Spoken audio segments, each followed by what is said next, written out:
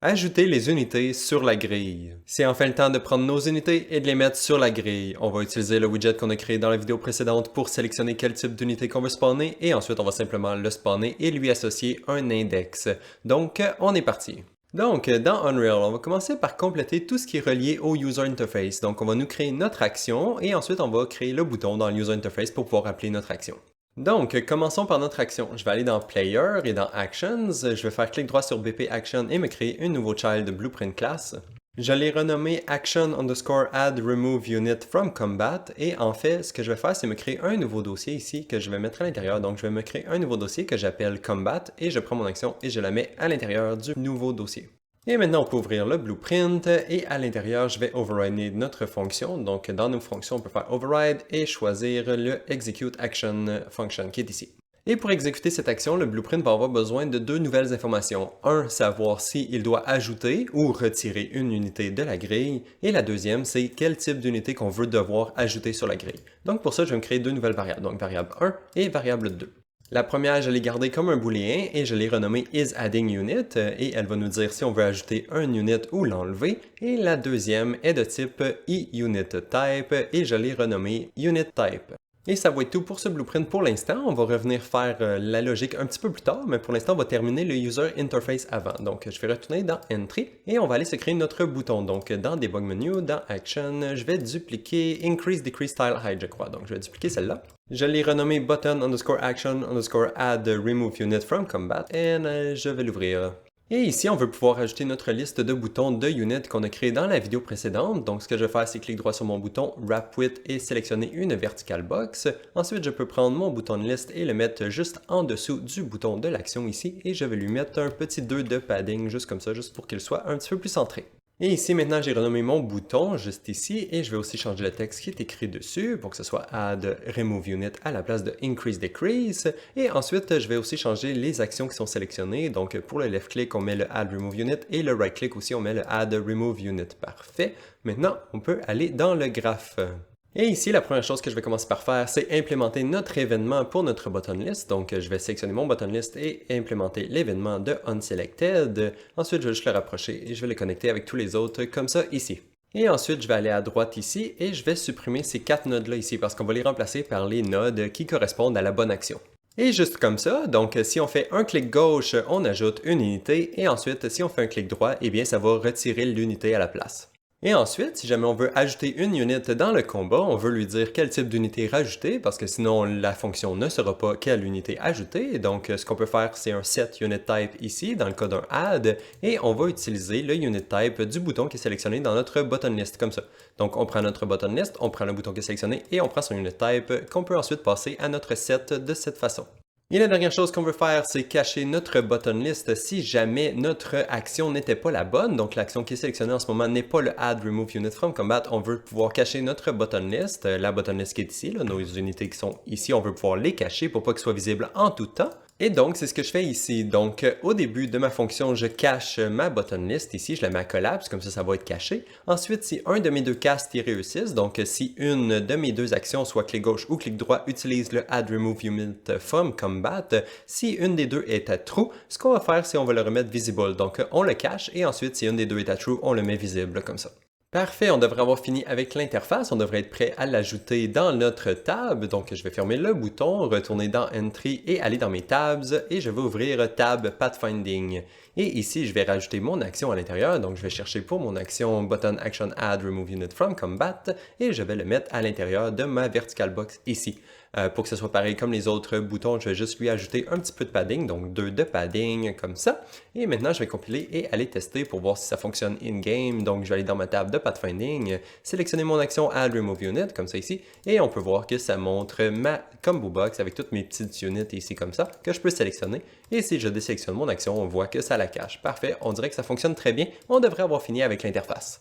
Et c'est maintenant le temps de faire la logique de notre action, mais avant, il nous faut une façon de keep track de toutes les unités qui sont sur la grille en ce moment. Et on va aller faire ça dans notre grille data structure, donc dans Grid, dans Utilities, ici, j'ai ma structure STyleData, donc on va l'ouvrir. Et on va se créer une nouvelle variable pour faire ça. Je l'ai nommée Unit on Tile et elle est de type BP Unit. Comme ça, c'est maintenant possible d'ajouter des unités sur notre grille dans le data. Donc parfait, on peut sauvegarder, la fermer et je vais faire un save all rapidement pour sauvegarder tous les endroits qui utilisent cette structure. Et en fait ici, il y a un petit bug dans l'engin et je vais vous montrer comment le réparer si jamais ça vous arrive. Donc juste pour vous montrer ça, je vais commencer par fermer et rouvrir Unreal.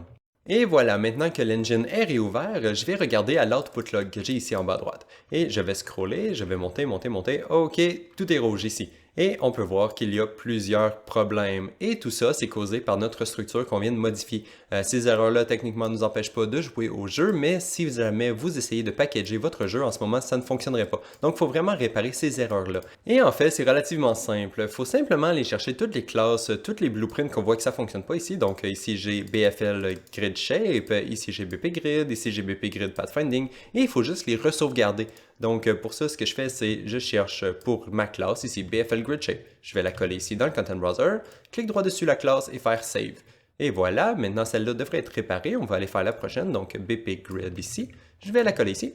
Et ensuite, je vais la sauvegarder. Donc, clic droit, sauvegarde. Ensuite, BP Grid, BP Grid, BP Grid. OK. Ici, j'ai le grid Pathfinding qui est juste ici. Donc, je vais faire clic droit, Save. Pathfinding, Pathfinding, Pathfinding. Ensuite, on peut aller un peu plus bas.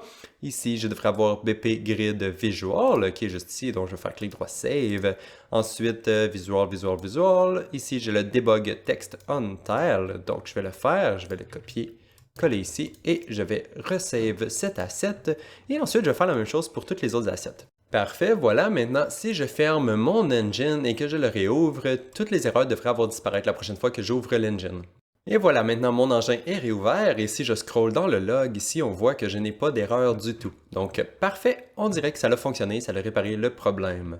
Et c'est maintenant le temps de passer aux choses sérieuses. Donc, ajouter notre unité sur notre grille. Comment qu'on va faire ça? Eh bien, je crois que ça serait bien de passer par un autre blueprint, un genre de combat system qui va nous permettre de gérer de 1 les unités qu'on ajoute et qu'on retire de notre grille, mais aussi tout le restant de notre combat. Donc, le système de tour par tour, quelle unité qui a le droit de jouer, toute la validation qu'il y a à faire pour les spells, si on a le droit de caster des spells et des choses comme ça. Donc, tout ça, ça va être à l'intérieur d'un autre blueprint. Et c'est ce qu'on va créer aujourd'hui et on va continuer de rajouter des features à l'intérieur dans les prochaines vidéos. Donc, je vais aller dans mes blueprints, Core, et je vais me créer un nouveau blueprint. Donc, New Folder, je vais le nommer Combat, et ensuite je vais l'ouvrir, et à l'intérieur, je vais me créer un nouvel blueprint class de type acteur que je peux nommer BP underscore Combat System. Et ensuite, je vais l'ouvrir. Et ici, la première chose qu'il faut faire, c'est nous trouver une référence vers notre grille, parce que notre combat system doit savoir quelle grille qu'il doit utiliser pour faire le combat, parce que c'est un peu relié ensemble, ça fait du sens de savoir quelle grille utiliser. Donc, je vais me créer une nouvelle variable ici, et je vais changer le type pour qu'elle soit de type BP Grid, ici BP Grid, et ensuite je vais juste la renommer Grid.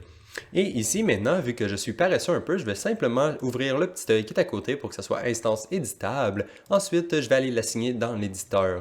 Donc, je vais compiler mon blueprint, je vais le prendre et le mettre dans mon level persistant ici, et je vais juste le centrer dans le monde, juste parce que ça va être un petit peu plus beau.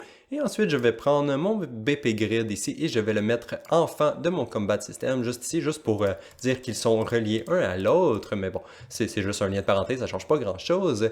Et ici, si je sélectionne mon combat system, je peux maintenant aller dans les variables. Ici, j'ai ma variable de grille.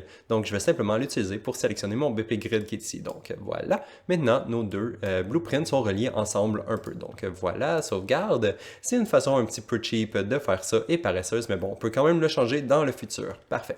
Et maintenant, on va retourner dans le combat system pour créer les deux fonctions qu'on va utiliser. Donc, une fonction pour ajouter une unité dans le combat et une fonction pour enlever l'unité du combat.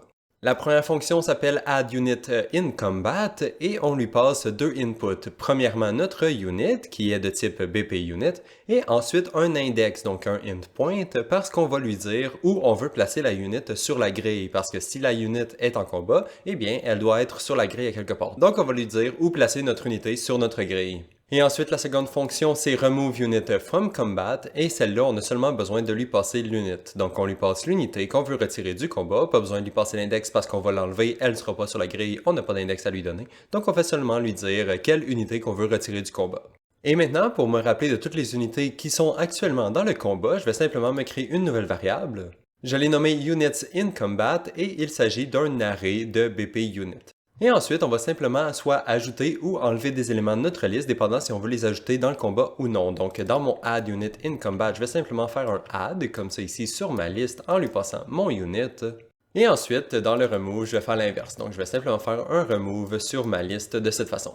Ok, super. Maintenant, on ajoute et on enlève les unités du combat. Il ne reste qu'à les placer aux bons endroits sur la grille parce qu'en ce moment, on les place pas aux bons endroits. On fait juste les ajouter ou les enlever du combat. Donc, c'est ça qu'on va faire. Et la première chose que je vais faire, c'est dupliquer ma fonction que j'ai ici parce que je veux avoir une autre fonction, mais avec les deux mêmes inputs. Donc, je vais simplement dupliquer cette fonction-là. Comme ça, on va avoir directement les deux mêmes inputs. Et je l'ai simplement renommé setUnitIndexOnGrid et je vais simplement supprimer cette partie-là ici parce qu'on n'en aura pas besoin. Et maintenant, pour que ça soit plus simple de savoir quelle unité est sur quel index, on va simplement storer l'index à l'intérieur de notre unité. Donc pour ça, je vais simplement aller me rajouter une variable dans notre BPUnit. Donc je vais aller dans Entry, aller dans mes units ici et ouvrir BPUnit. Et je vais me créer une nouvelle variable ici. J'ai nommé la variable index et elle est de type intPoint comme d'habitude. Et j'ai aussi fait en sorte que la valeur par défaut de mon index soit -999, -999, comme ça. Donc maintenant on peut compiler et refermer ça et on va retourner ici dans le Combat System. Et parfait, maintenant on a tout ce qu'on a besoin pour setter les index de nos unités, donc c'est ça qu'on va faire. Et la première étape, c'est de regarder si l'index qu'on reçoit en input ici est différent de l'index actuel de notre unité. Parce que si c'est le même, on veut absolument rien faire dans ce cas-là parce que l'unité est déjà sur la bonne case. Et maintenant qu'on sait que notre index est différent et qu'on veut déplacer notre unité sur une autre case, on a deux choses à faire. Donc ici, on se fait une séquence. La première chose qu'il faut faire, c'est retirer l'unité de la case actuelle parce que la unité va être déplacée vers une autre case. Donc il faut commencer par la retirer de sa case précédente. Et c'est ça qu'on va faire juste ici. Donc première étape pour faire ça, c'est d'accéder à la case actuelle. Donc à partir de ma grille, je regarde dans toutes mes cases et j'essaie de trouver la case qui correspond à l'index actuel de notre unité. Comme ça, ici, je la mets dans une variable locale qui est juste ici, et comme ça va nous permettre de la modifier et de retirer l'unité de la case. Et maintenant que notre variable est setée, on peut breaker la structure pour accéder aux data de la case. Et ici, en utilisant notre unit until, ici, qui est sauvegardé dans notre case, on peut comparer pour savoir si c'était la même unité que l'unité qu'on vient de recevoir en input. Et si c'est le cas, eh bien ici, on va simplement l'enlever de la case parce qu'on ne veut plus qu'elle soit sur cette case-là. Et c'est comme ça qu'on fait ça ici. Donc ici, on a notre structure. Et ce qu'on veut faire, c'est changer des paramètres à l'intérieur de la structure. Et c'est ça qu'on peut faire en utilisant la setMembersInStyleData function ici. Et ça, cette node-là nous permet de setter les variables qu'on veut à l'intérieur de la structure. Donc ici, en haut à droite, j'ai les variables que je peux setter. Donc je peux setter l'index si je veux, je peux le changer. Je peux changer le type, je peux changer le transform si je veux. Je peux changer les states, je peux changer tout ce que je veux dans la variable. Et ça devrait fonctionner. Mais par contre, dans notre cas, la seule chose qu'on veut changer, c'est le unit until parce qu'on veut retirer l'unité de la case. La unité est sur la case, on veut l'enlever. Donc on va overwriter seulement ce paramètre-là ici. Et en fait, vu qu'on veut l'enlever, on veut rien setter à l'intérieur, on va simplement le laisser à vide ici. On va rien connecter dedans parce qu'on veut enlever l'unité, donc on met pas une autre unité à la place, on fait rien. On fait simplement le laisser vide comme ça et ça va simplement retirer l'unité de la structure. Et donc là, la structure est mise à jour ici, notre variable est rendue mise à jour, et ce qu'on va faire, c'est la remettre à l'intérieur du data, parce que ça va d'être seulement la variable qui est juste ici, mais nous, il faut la remettre dans le data, donc c'est ça qu'on fait ici. On prend notre grille, on prend nos grid tiles, et on fait un add dessus juste pour updater le contenu de la structure, et c'est pour ça que j'utilise l'index qui est à l'intérieur de la structure, parce qu'on ne veut pas changer l'index de la variable, on veut simplement updater le data qui est à l'intérieur. Donc c'est pour ça qu'on fait un break ici, juste pour accéder à l'index et le remettre au bon endroit dans le data.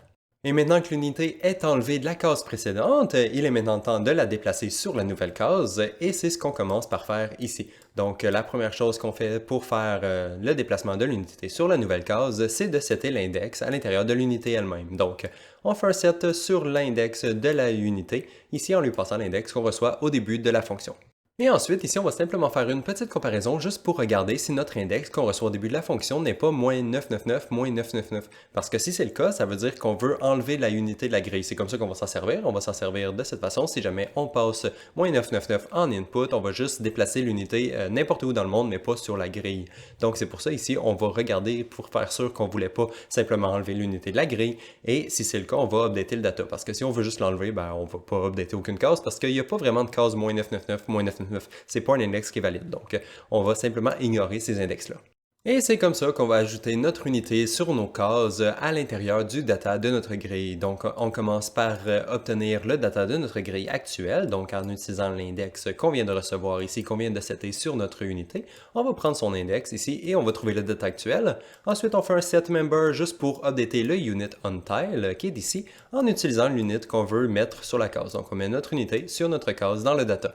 Et ensuite, une fois que la structure est mise à jour ici, on peut simplement la sauvegarder à l'intérieur du data, juste ici, de la même façon qu'on faisait juste en haut, juste là, quand on enlevait les units de notre case. Ok, parfait. Maintenant, notre unité est à la bonne place dans le data. Donc, le data sait que la unité est sur la bonne case et c'est parfait. Mais par contre, on a un petit problème. Notre unité n'est jamais vraiment positionnée dans le monde en ce moment. On fait seulement setter sa position dans le data, on lui donne un index, elle sait qu'elle est sur la bonne case, la grille sait qu'elle est sur la grille, mais au final, la unité n'est pas vraiment placée nulle part en ce moment. Donc, il va falloir la déplacer. Et c'est ce qu'on va faire après avoir fait tout ça. Donc, ici, j'update tout le data au complet et je mets à jour tous les index et tout. Et une fois qu'on a terminé tout ça, donc une fois qu'on a fait tout ça, une fois qu'on a tout fait ça ici, il faudrait déplacer l'unité dans le monde. Donc, je crois que ce que je vais faire, c'est ajouter une nouvelle séquence ici au début de la fonction. Donc, une séquence. Et premièrement, ici, on update tout le data. Donc, on fait tout le code qu'on avait ici avant. Et ensuite, on va mettre à jour la position virtuelle, physique de l'unité sur notre grille juste ici. Et c'est comme ça que je vais faire ça ici. Donc, c'est relativement simple en théorie. Dans le fond, ici, on prend notre unité et on fait un set actor location. Donc, on bouge l'unité, on la met directement à la bonne endroit où ce qu'on veut dans le monde. On fait simplement la bouger comme ça. Et ensuite, pour trouver quel endroit où ce qu'on veut la placer dans le monde, ici, on fait un find pour trouver notre nouvel index et on trouve sa position dans le monde. Donc, jusque-là, c'est très simple. On pourrait simplement le connecter comme ça et ça fonctionnait très bien. Mais par contre, ici, j'ai rajouté un select pour regarder si jamais on avait trouvé le data à l'intérieur de nos grid tiles. Parce que si on ne l'a pas trouvé, ça veut dire que la case était invalide et probablement, sûrement parce qu'on lui a passé moins 999 en input et ça veut dire qu'on veut enlever l'unité de notre grille. Et si c'est le cas, si jamais on veut enlever l'unité de notre grille, juste pour pas qu'elle soit dans les jambes et qu'on continue de la voir sur la grille, ici on fait simplement la déplacer à l'autre bout du monde. Donc je la set à moins 999, moins 999, moins 999, peu importe, tant que c'est super loin et qu'on la voit pas. Donc comme ça ici, ça va l'enlever de la grille et on la verra plus et ça va être parfait. Et voilà, c'est tout pour cette fonction-là. Donc, on peut juste maintenant aller l'appeler dans nos deux autres fonctions. Donc, ici, j'ai le remove et le add. Donc, on va aller l'appeler à ces deux endroits-là. Ici, je peux prendre ma fonction, la glisser ici. Évidemment, il faut lui passer l'unité. Donc, je peux lui passer l'unité comme ça. Et ici, vu que c'est le remove, je vais lui passer un index invalide. Donc, je vais splitter et je vais écrire moins 999 pour avoir un index qui est invalide. Comme ça va enlever l'unité de notre grille. Et ensuite, on va aller faire le add. Donc, dans add unit, ici, je vais reprendre ma fonction, je vais la glisser ici. Encore une fois, je prends mon unité et je la connecte de cette façon. Et ensuite, je lui passe l'index. Donc, je vais faire get index comme ça ici. Et voilà, maintenant, ça appelle notre nouvelle fonction quand on veut ajouter ou enlever des unités de notre grille. Et c'est enfin le temps d'aller attacher tout ça à l'intérieur de notre action qu'on s'est créée au début de la vidéo. Mais bon, vu que ça fait longtemps qu'on n'a pas testé, j'espère que ça va fonctionner. On va voir. Donc, pour ça, on va retourner dans Entry. Et en fait, avant d'aller faire ça, je vais faire une autre petite étape. C'est d'aller nous rajouter une référence vers notre nouveau blueprint, vers le combat system à l'intérieur du BP Player Action. Comme ça, notre action va pouvoir y avoir accès. Donc, on va ouvrir le BP Player Action et on va aller ici dans le Begin Play. Et ici, j'ai simplement fait un autre Get Actor of Class de la même façon qu'on avait fait pour notre grille ici, mais cette fois, je le fais pour le Combat System. Donc, l'actor class est BP Combat System et je le mets à l'intérieur d'une variable qui est juste ici, mon Combat System qui est juste là. Comme ça, notre action va y avoir accès. Je sais que c'est pas la meilleure façon de faire, on va pouvoir réparer ça dans le futur, mais pour l'instant, c'est suffisant. Donc, on laisse ça comme ça et on se complique pas la vie. Donc, parfait, maintenant on peut compiler, sauvegarder ce blueprint-là et le fermer et aller faire notre action. Donc, je retourne dans Entry, je m'en vais dans mes actions, dans Combat et je vais ouvrir Action Add Remove Unit que j'avais fermé et je ne sais pas pourquoi je l'avais fermé parce que c'était clair qu'on en allait avoir besoin. Et donc, ici dans notre fonction d'exécute action, je vais commencer par supprimer le parent call qui est ici parce qu'on fait absolument rien dans le parent, donc c'est pas nécessaire. Et ensuite, je vais me rajouter une petite branche pour regarder si on veut rajouter ou enlever une unité de notre grille. Donc comme ça, ici. Et ensuite, ici, si jamais on veut ajouter une unité sur notre case, on va commencer par, premièrement, regarder si notre case est valide, parce que si c'est un index qui n'est pas valide, on ne veut pas ajouter une unité sur cette case-là, parce que, ben, c'est pas valide, fait qu'on ne veut pas faire ça. Et parfait, maintenant les conditions sont parfaites pour mettre notre unité sur notre grille, mais en ce moment, il y a un petit problème, l'unité n'existe pas. Donc c'est pour ça qu'on va la spawner. On va créer une nouvelle unité parce qu'on n'a pas d'unité en ce moment à mettre sur la grille, il faut la créer. Donc c'est ça qu'on va faire avec un spawn acteur ici, et on lui passe le BP unit parce qu'on veut spawner un unit. Mais par contre, ici, il y a un autre petit problème, c'est que j'aimerais pouvoir setter le unit type de notre unit. Comme ça, elle va avoir le bon visuel. Et en ce moment, c'est pas vraiment possible de le faire. Donc pour ça, je vais juste aller browser à mon BP unit ici et le réouvrir. Et on va faire la même chose qu'on a fait dans nos widgets. Donc je vais prendre ma variable ici, mon unit type, et je vais cocher en haut à droite la checkbox expose on spawn comme ça ici. Comme ça, au moins, notre variable va maintenant être visible quand on spawn notre unité. Donc maintenant, je peux fermer mon BP unit. Et ici, si je retourne dans mon spawn acteur, on voit que maintenant j'ai le unit type qui est available, donc je peux le setter comme je veux. Et je vais prendre mon unit type ici à gauche et le connecter. Comme ça, le unit type qui nous provient de l'interface est bien passé à notre spawn acteur qui est ici et l'unité va avoir le bon visuel dans le monde. Et maintenant que notre unité est créée dans le monde, on peut la placer sur la grille, donc c'est ce qu'on va faire juste ici. On utilise notre combat system et on appelle la fonction qu'on vient de créer, donc add unit in combat. On lui passe l'unité qu'on vient de spawner, donc l'unité on la met sur la grille et on lui passe l'index vers lequel on veut placer notre unité. Donc maintenant, ça devrait fonctionner, on devrait avoir des unités qui apparaissent dans le monde. Et en fait, avant d'aller faire le remove, je crois qu'on va aller tester ça juste parce qu'on n'a rien testé encore, donc je vais faire compile et je vais aller faire play juste pour aller tester. Et maintenant, si je vais dans mon tab de Pathfinding, sélectionner mon action ici, je sélectionne un type de unité que je veux, donc on va dire une slime, et maintenant je peux, oh voilà, on dirait que ça fonctionne bien, on spawn des unités, même chose pour les poulets, ensuite chauve-souris, parfait, on voit que nos unités, ils spawnent bien comme il faut, donc parfait, on dirait que ça fonctionne très bien, on peut aller faire le remove maintenant, donc je vais faire stop et recontinuer mon action. Et c'est en fait relativement simple à faire, il suffit de prendre le data de notre case, donc on fait un find ici pour avoir le data de notre case qu'on reçoit en input, et ensuite on regarde s'il y a une unité sur la case, donc si le unit on tile est valide, ça veut dire qu'il y a une unité sur la case, et si c'est le cas, eh bien on veut l'enlever, donc on appelle notre fonction remove unit from combat, qui est dans le combat system, en lui passant l'unité qu'on veut enlever, donc l'unité qui est ici, on l'enlève. Si jamais il n'y en avait pas d'unité, ça veut dire que c'est invalide ici, c'est not valide, et si jamais il n'y a pas d'unité, eh bien on n'a rien à faire parce qu'il n'y a rien à enlever. Donc on laisse ça comme ça et ça devrait fonctionner. Donc maintenant on peut compiler, sauvegarder et aller tester. Et maintenant, si je sélectionne mon unité, donc on va dire on ajoute des rangers, ensuite si je fais un clic droit, on voit que ça les enlève. Ensuite, même chose pour les slimes, même chose pour les chickens, on voit que ça les enlève. Donc on voit qu'on peut facilement enlever et ajouter des unités sur notre grille de cette façon. Parfait, donc maintenant notre action fonctionne complètement. En fait, c'est pas vraiment vrai. Je vais juste zoomer ici pour vous montrer un petit quelque chose, mais mettons, si je prends un chicken puis je l'ajoute sur la case qui est ici. Ensuite, je peux prendre un bat et je l'ajoute sur la même case. Donc ici, j'ai un chicken et un bat sur la même case. Ensuite, j'ajoute un slime. Ensuite, je peux ajouter un priest. Et on voit qu'ils sont tous sur la même case. Et ensuite, si je fais un clic droit, on voit que ça enlève seulement le dernier qu'on a rajouté parce que ça override les précédents dans le data de notre grille. Donc, on n'a pas accès à eux autres. Donc, on peut simplement enlever le dernier qu'on rajoute. Donc, on va aller juste réparer ça rapidement parce que c'est pas très compliqué. Donc, je vais juste faire stop et retourner dans mon action de add remove. Et la façon qu'on va réparer ça ici, c'est simplement en appelant notre remove juste avant d'ajouter une nouvelle unit sur la grille. Donc, je vais juste me faire un petit peu d'espace comme ça ici. Et ce que je vais faire, c'est me rajouter une séquence. Donc, une séquence juste ici. L'index 0 de ma séquence va être le remove. Donc, je vais le connecter en bas ici. Donc, on commence par retirer l'unité de la grille. Et ensuite, on ajoute la nouvelle de cette façon.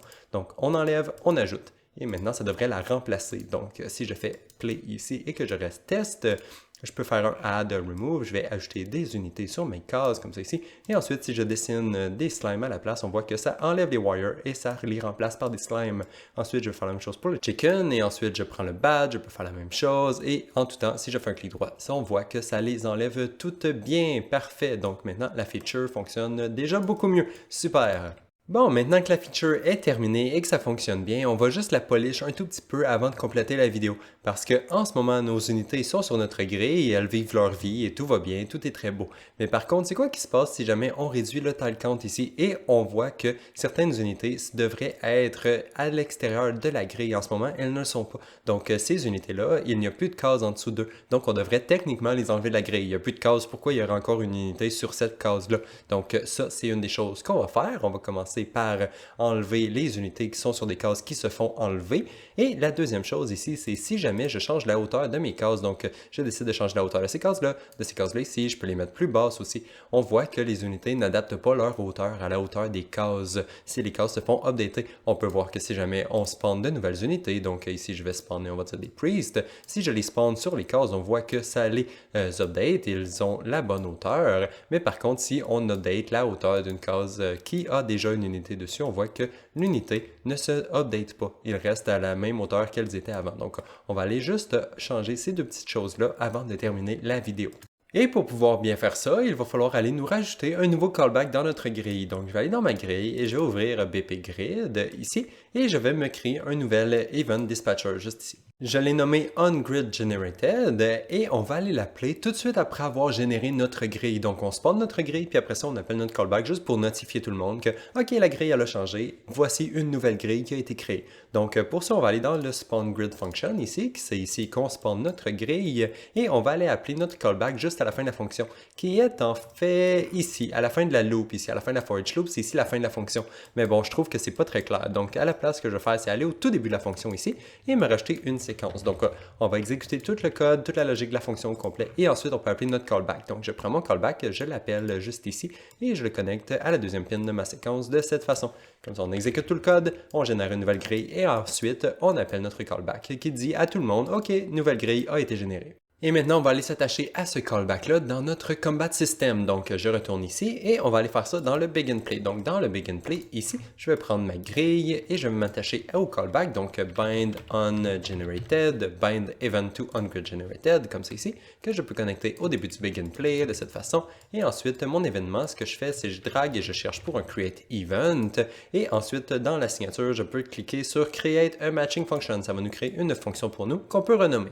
J'ai nommé la fonction onGridGenerated et je vais m'en servir pour mettre à jour toutes les unités lorsque la grille se fait régénérer. Comme ça, si jamais les unités se retrouvaient à l'extérieur de la grille parce que la grille a rapetissé en largeur et les unités sont à l'extérieur, on peut simplement les enlever. Et même chose, si la grille a monté en hauteur ou descendu ou des choses comme ça va updater la hauteur de nos unités aussi. Donc c'est ce qu'on va faire dans cette fonction-là ici. Et la première étape, c'est de prendre nos unités qui sont dans le combat et looper à travers toutes les unités, juste pour pouvoir les mettre à jour toute la gang.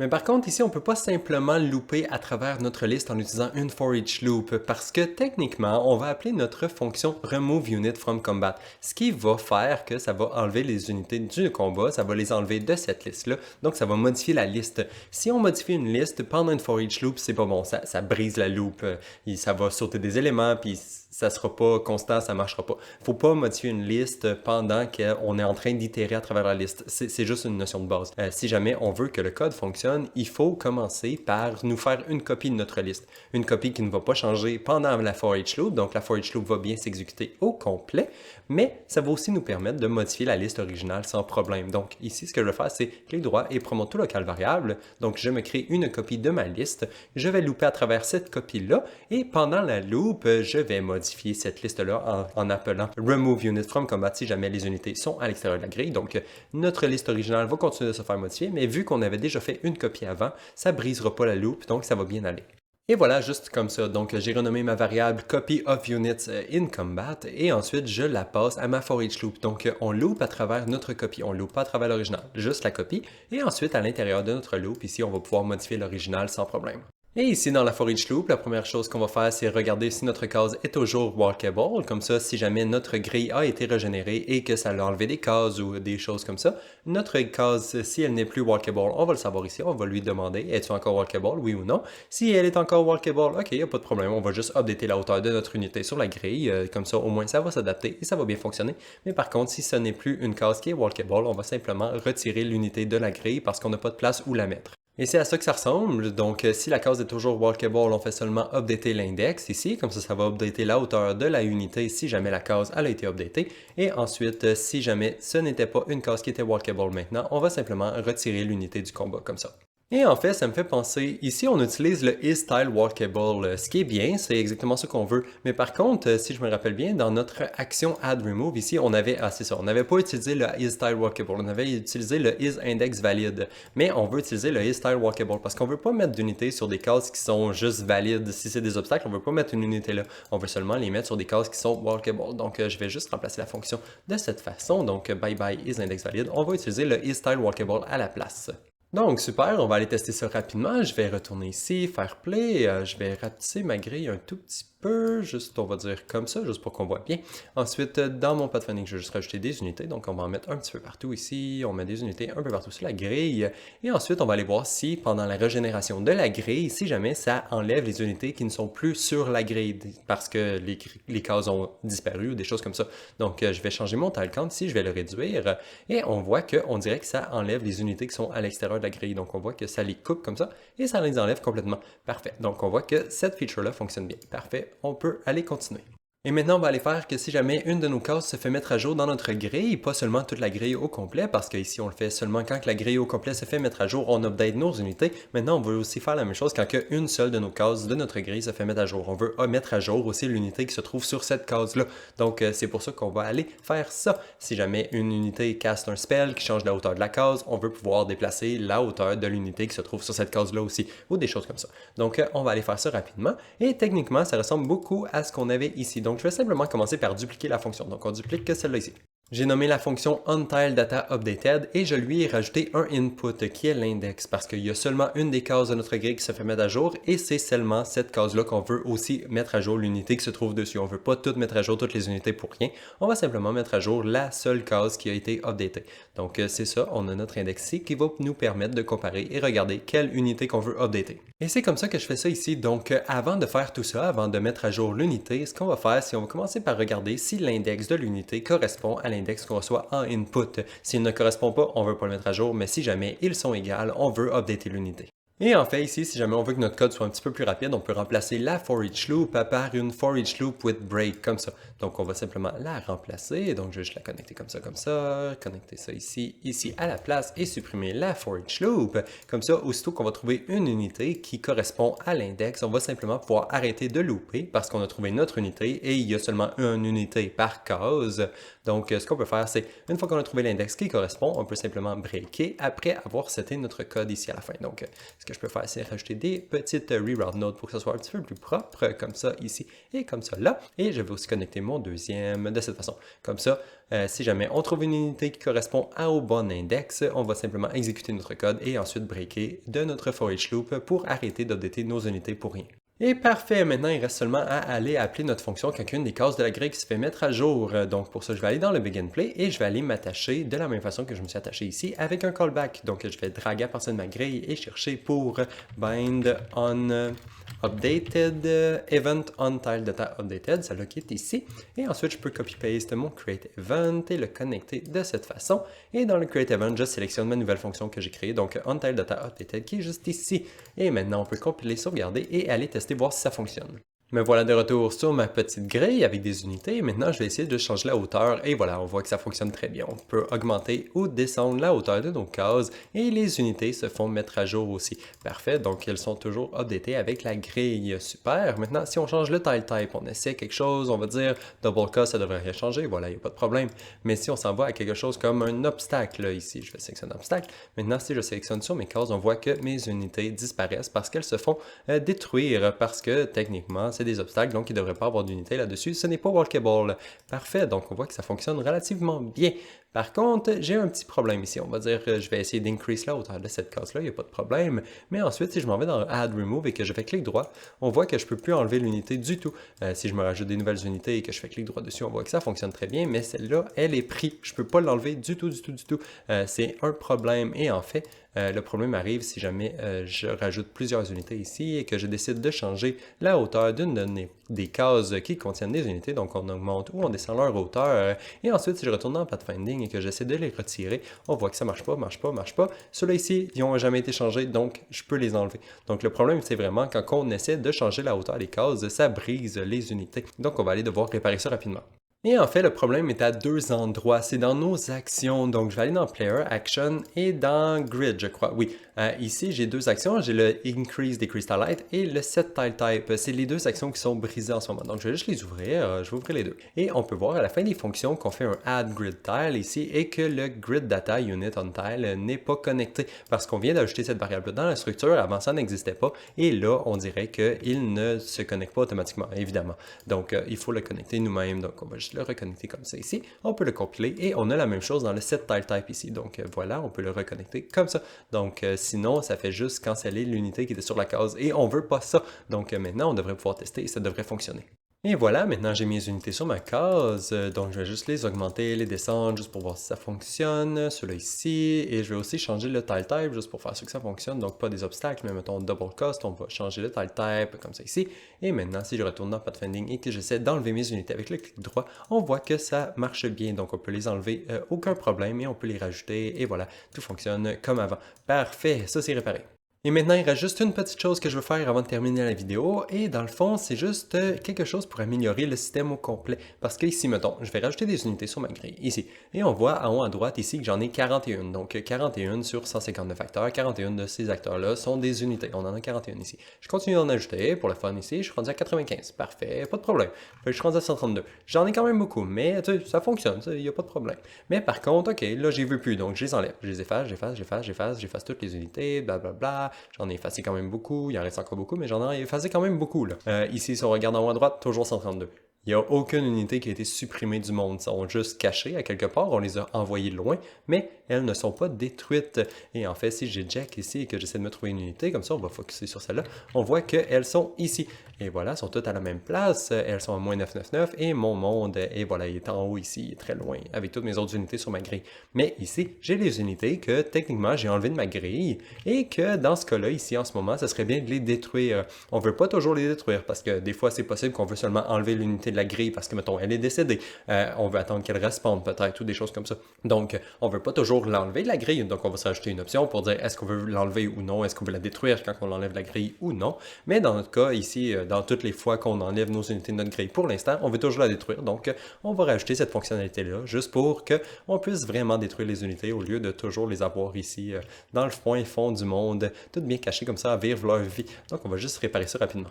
Et on va aller faire ça dans notre Combat System. Donc, je vais retourner ici et je vais aller dans ma fonction Remove Unit from Combat. Et ici, en input de ma fonction, je vais me rajouter un nouveau paramètre qui va être un booléen et que je vais renommer Destroy Actor. Comme ça, on va pouvoir dire à notre fonction si on veut détruire notre acteur ou non. Par défaut, je vais changer la default value pour qu'elle soit true parce qu'on veut détruire les acteurs par défaut. Et ensuite, je vais drag à partir. Je vais me faire une branche ici, comme ça ici. Ensuite, si c'est true, je vais prendre ma init et je vais faire un destroy actor. Donc, on va la détruire si jamais on voulait la détruire comme ça ici. Voilà. Ensuite, je peux me rajouter des reroute nodes comme ça ici, comme ça là, juste pour que ce soit un petit peu plus propre. Et voilà, peu importe.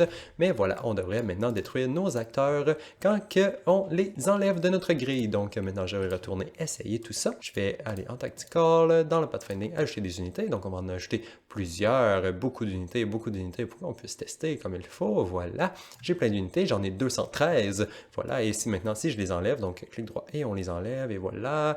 On voit que les unités descendent, je suis rendu à 113, et voilà, maintenant, si je scale dans ma grille un peu, et voilà, et voilà, les unités ont beaucoup disparu, et il n'en reste qu'une seule qui est ici, elle a survécu.